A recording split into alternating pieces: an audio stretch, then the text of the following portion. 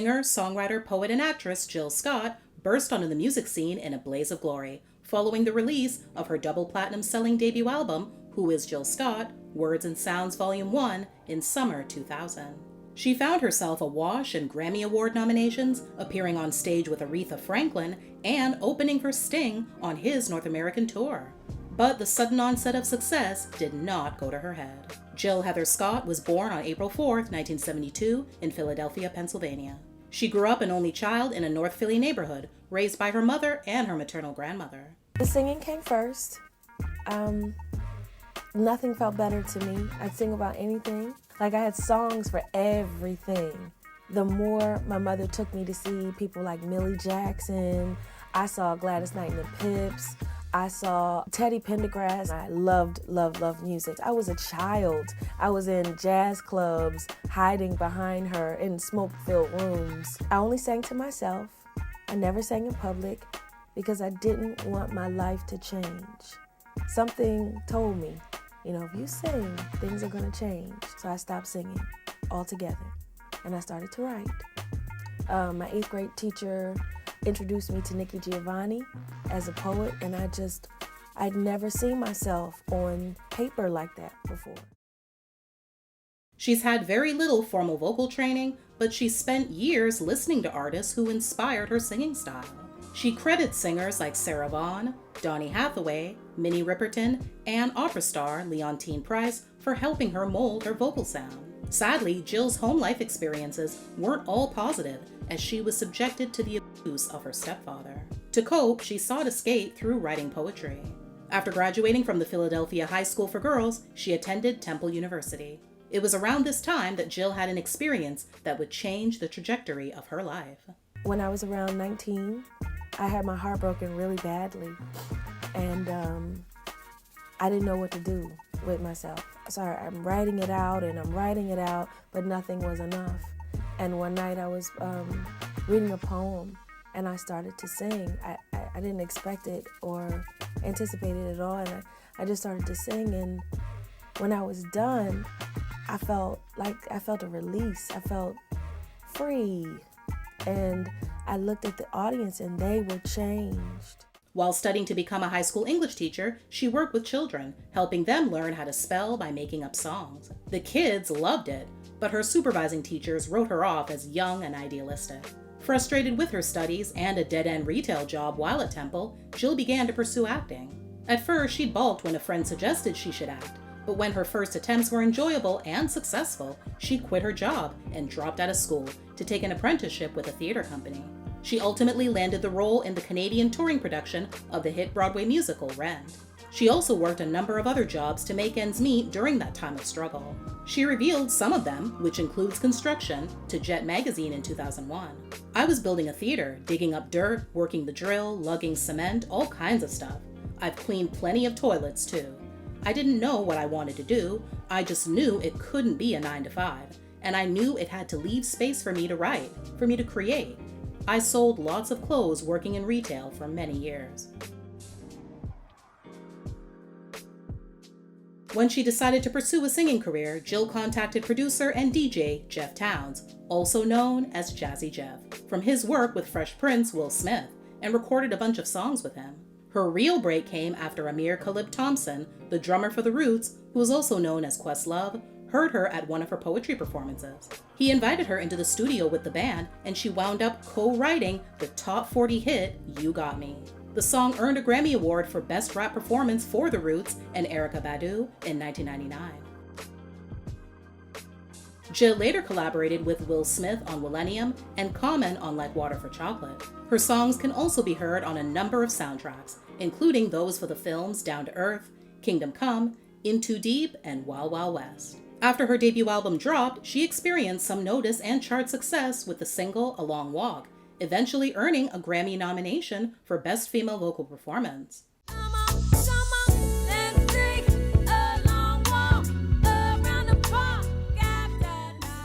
Although the media squeezed her comfortably into the neo-soul R&B genre, Jill's description of her sound is more expressive, telling Jet, "I would definitely call it soul, because that's where it comes from, that's where the singing comes from, that's where the lyrics come from.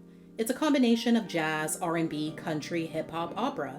It's every genre of music that I've ever heard. Her next drop would be her first live album, a 2-disc project titled Experience, Jill Scott, 826+, released in 2001. The first disc is a blend of her favorites, recorded live primarily in Washington, D.C. on her 2001 tour. The second disc features 10 previously unreleased songs. Soon after, she was featured on People's Magazine's list of the 50 most beautiful people in the world. But Jill's gone to great lengths to resist the pressures of the media to be thin and clad in designer clothes. She proudly maintains her natural image, that of a healthy, happy woman who eats what she wants and wears what she chooses to wear.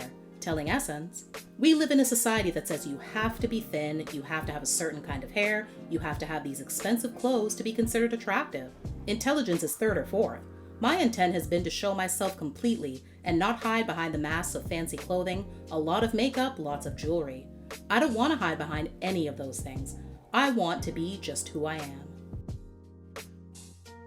Jill and her long-term boyfriend Lizelle Williams married around this time in a private Hawaiian ceremony during a vacation. She wrote and recorded the song He Loves Me, Lizelle in E-flat, about him. It appears on her live album.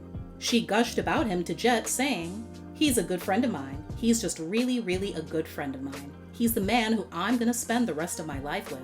He helps me do what I'm doing. And he's road managed me a few times. He's a DJ by night, a graphic artist by day. He's multifaceted. He's a man, not a boy trying to be a man. He's steadfast, strong. Every day in his walk, he carries a love and respect for his woman." Jill returned with her second studio album in 2004 titled Beautifully Human, Words and Sounds Volume 2. The album's third single, called Cross My Mind, earned Jill her first Grammy Award for Best Urban Alternative Performance. Besides her work as a songwriter and singer, she also continued to write poetry, publishing The Moments, The Minutes, The Hours in 2005. In early 2007, Jill was featured on the George Benson and Al Jarreau collaboration single, God Bless the Child, written by Billie Holiday, which earned Jill her second Grammy for Best Traditional R&B Vocal Performance. Also around this time, she was prominently featured on hip-hop artist Lupe Fiasco's single, Daydreaming, which won Jill a third Grammy for Best Urban Alternative Performance. The song also appeared on her 2007 compilation album titled Collaborations. That fall, Jill surprised fans with The Real Thing, Words and Sounds Volume 3, an emotionally raw album that focused on the end of her relationship with Lizelle. In a 2011 interview with The Guardian, she mentioned one particular thing that contributed to the marriage breaking down. "One of the reasons my ex-husband and I broke up is that he stopped eating my food. He was pissed off for other reasons, but the best way to show me was by leaving what I'd made for him uneaten for days on the kitchen counter. It was a smack in the face." At a concert in Carnegie Hall in New York City in 2008, Jill shared a long on-stage kiss with her drummer, Lil Jon Roberts.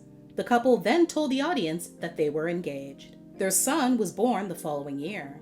That June, though, Jill announced that they'd broken up. More trials and tribulations came Jill's way in early 2010 when she was sued by her longtime record label, Hidden Beach Records, for leaving halfway through her 6-album contract and owing millions of dollars in damages. She countersued in response. The lawsuit, filed in Los Angeles Superior Court, claimed that the label and its founder, Steve McKeever, helped launch Jill's career and nurtured her into a Grammy-winning singer-songwriter, but was unceremoniously dumped after a 10-plus-year relationship. In a 2011 interview with the LA Times, Jill let out a long sigh when questioned about the suit, which was ultimately settled. "The only thing I can really say about that is I'm glad that I've moved on. I've learned that friendship does not equate business. Business does not equate friendship. And they have the right to do it. They have the right to do it legally. Big lesson. Be accountable for your own actions. I chose to give them everything whether I liked it or not." The Light of the Sun was released in 2011. It debuted at number 1 on the Billboard 200 albums chart, becoming Jill's first number 1 debut on the chart. The album's official debut single was So in Love, featuring Anthony Hamilton.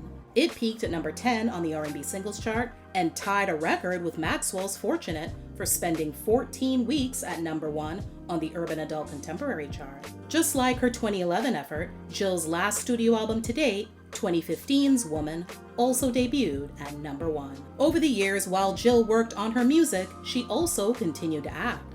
In 2004, she appeared in her first TV role on several episodes of Season 4 of UPN's Girlfriends. Her first feature film appearances occurred in 2007, when she appeared in the coming-of-age drama Hound Dog and in Tyler Perry's dramedy Why Did I Get Married? She made another trip down the aisle in 2016 when she wed Mike Dobson. Unfortunately, just 15 months later, Jill pulled the plug. In her divorce docs obtained by TMZ, she cited inappropriate marital conduct that such further cohabitation would be unsafe and improper. She also cited irreconcilable differences. However, Mike told Bossip exclusively that he never laid a hand on his wife, cheated on her, or made her engage in unwanted sexual contact.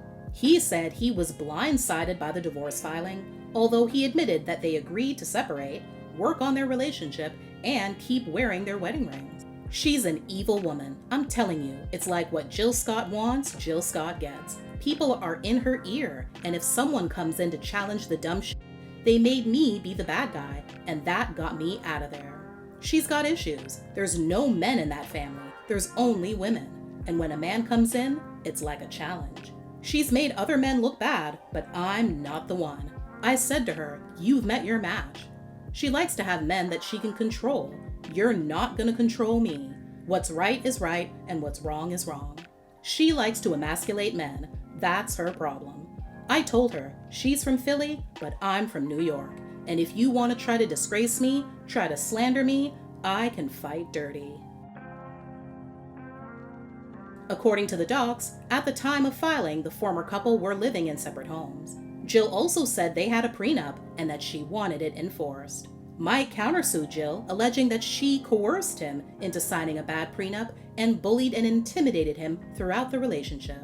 He asked the judge to award him half of the assets the couple acquired during their short union.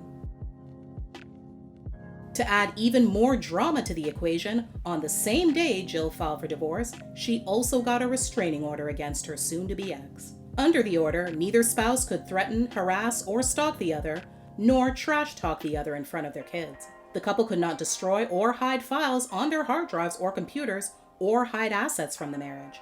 They also couldn't spend money excessively without the court's permission, and have to provide receipts for their purchases that the other party could request to see. In March 2018, a Tennessee judge denied Mike's request for Jill to pay him approximately $6,500 for legal fees from the divorce, and told him that the prenup agreement he signed was still in play, which barred him from seeking support from Jill. The judge said that Jill paying Mike's legal fees would be akin to spousal support, a right that he signed away under the prenup. Jill's lawyer also revealed that she didn't leave him destitute, paying Mike $20,000 about a week before she filed for divorce. When it was all said and done, the former couple's divorce settlement included an agreement for Jill to pay Mike's nearly $50,000 car note and to let him come to her house and collect the personal property that he said was still at her house, as well as let him know who the new owners of the dog that Mike said Jill gave away are. The judge did uphold the terms of their prenup, and neither she nor Mike will have to pay the other alimony. In July 2025, Jill headed Night 2 of the Essence Festival of Culture's nightly concert series at Caesars Superdome in New Orleans. Her powerful vocals and commanding stage presence reminded everyone why she remains one of R&B's most revered artists.